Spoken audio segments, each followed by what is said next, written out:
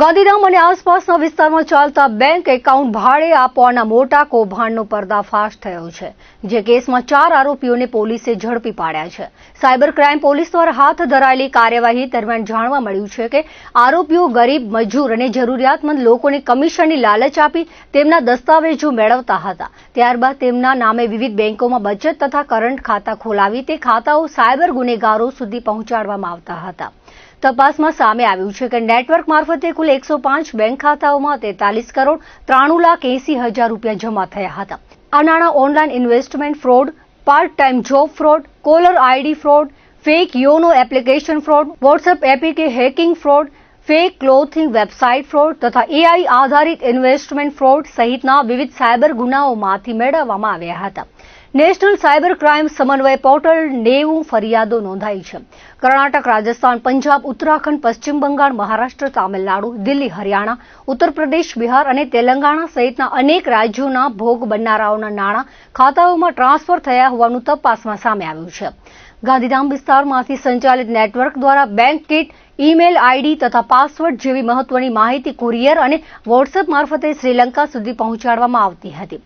Cyber crime police station દ્વારા human source અને technical સર્વેલન્સના આધારે 4 આરોપીઓને ઝડપી પાડ્યા છે, જેમાં દિવ્યરાજસિંહ અનિરુદ્ધસિંહ રાણા, જયનીતભાઈ ભરતભાઈ કાર, ચિરાગસિંહ બલવંતસિંહ ઝાલા તથા શબ્બીર અકબર લુઠારને ઝડપી પાડ્યા છે, જ્યારે જયરાજસિંહ જીતેન્દ્રસિંહ રાણા, રાજભા ગાંડુજી વાઘેલા, કિંગ ડેવિડ ઉર્ફે કનૈયાલાલ ઠક્કર અને દીપક ઠક્કરના નામ ખુલ્યા છે।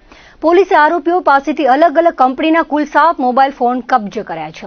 પોલીસે જનતાને અપીલ કરી છે કે કોઈ પણ વ્યક્તિએ પોતાનું બેંક ખાતું, ATM card, chequebook, sim card, net banking user ID અથવા પાસવર્ડ કોઈ પણ વ્યક્તિને કમિશન કે આર્થિક લાભની લાલચમાં આપવું નહીં। આવા કૃત્યો સાયબર ગુનેગારોને મદદરૂપ બનતા હોવા ઉપરાંત કાયદેસર ગુનો પણ બને છે। આ ઓવરઓલ જે 105 અકાઉન્ટ્સ ધ્યાને આવે છે એની લગભગ ભારત સરકારના સમન્વય પોર્ટલ ઉપર 90 જેટલી ફરિયાદો અલગ અલગ રાજ્યોમાં દાખલ છે, જેમાં કર્ણાટક, રાજસ્થાન, પંજાબ, ઉત્તરાખંડ, પશ્ચિમ બંગાળ, મહારાષ્ટ્ર, તમિલનાડુ, દિલ્હી, હરિયાણા, ઉત્તર પ્રદેશ, બિહાર અને તેલંગાણા એટલે એની પણ જે તપાસ ચાલુમાં છે। આના અંતર્ગત સાયબર ક્રાઇમ પોલીસ સ્ટેશનમાં એક ગુનો પણ બીએનએસની કલમો હેઠળ અને આઈટી એક્ટની કલમો હેઠળ દાખલ કરવામાં આવેલ છે, જેમાં અત્યાર સુધીમાં કુલ 4 આરોપી પકડવામાં આવેલ છે, જેમના નામ છે દિવ્યરાજસિંહ અનિરુદ્ધસિંહ રાણા, જયનીતભાઈ ભરતભાઈ કન્નર, ચિરાગસિંહ બલવંતસિંહ ઝાલા અને શબીર અકબર લુહાર।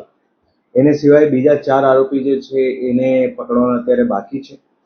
એમાં જયરાજસિંહ જીતેન્દ્રસિંહ રાણા, રાજભા ગાંડુજી વાઘેલા, કનૈયાલાલ ઠક્કર અને દીપક ઠક્કર। અને ઓવરઓલ એમાં તપાસ અત્યારે સાયબર ક્રાઇમ પીઆઈ દ્વારા ચલાવવામાં આવી રહી છે અને આગળમાં પણ જે છે એમાં જે વસ્તુઓ નીકળશે એ પ્રમાણે તપાસ કરવામાં આવશે।